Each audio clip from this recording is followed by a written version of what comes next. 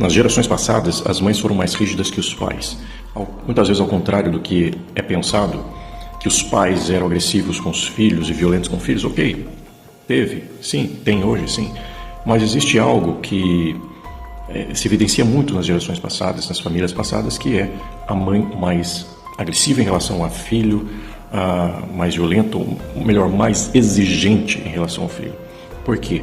Porque lá no século XIX, com o surgimento da família burguesa no seu auge, que é a família tradicional, monogâmica, cristã, com dogmas, doutrinas, que tinha um desejo de resgatar a moralidade, a família dos bons costumes, e isso traz um peso para a mulher, porque naquela época ali, no século XVIII, XIX, Revolução Industrial, há uma diferenciação dos papéis. Os homens vão para as fábricas, vão para a vida pública, vão para a vida de fora, e as mulheres são colocadas para dentro de casa, dentro dessa divisão de papéis, onde a mulher vai ser responsável para cuidar do filho, fazer com que esse filho seja um homem de bem, uma mulher de bem, conforme os costumes, as tradições, e isso recaiu um peso maior sobre a mulher, porque a mulher ficava em casa cuidando dos filhos, e havia essa ideia de que se o filho fosse um bom adulto, um bom homem, uma boa mulher, essa mulher seria honrada, porque era a responsabilidade dela cuidar desse filho.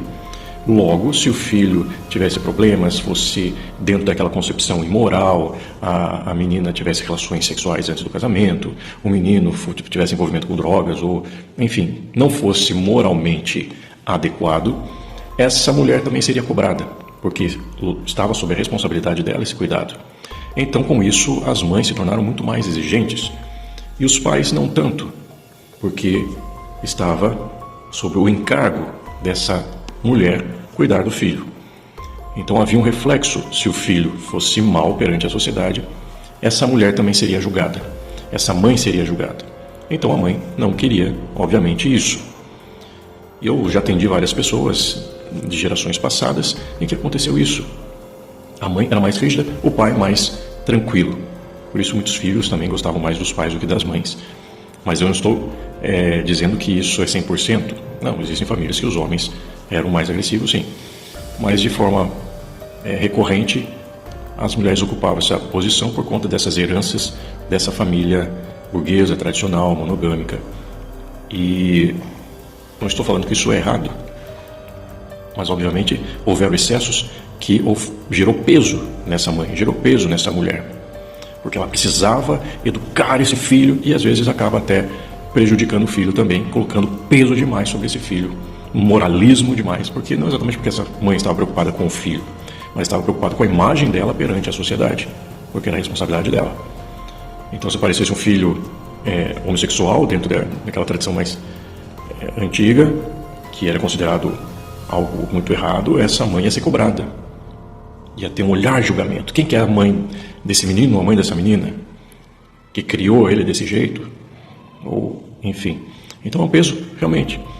E isso a gente precisa aliviar. Precisa aliviar esses pesos psíquicos, tanto sobre o filho quanto a mulher. E por isso os movimentos hoje são bons quando a gente vai para o equilíbrio, não para o extremo. Agora eu não tenho que acabar com a família tradicional por conta disso. Não tenho que eliminar a família tradicional por conta disso. E destruir pai, mãe, destruir a divisão de papéis, porque isso é opressão. Não, precisamos equilibrar, não remover isso. Então, mas é interessante esses aspectos históricos, porque se a gente entender o caminho histórico, a gente consegue reinterpretar esses caminhos, ressignificar esses caminhos, para não repetir os erros, mas não ignorar essa família tradicional a qual estou falando.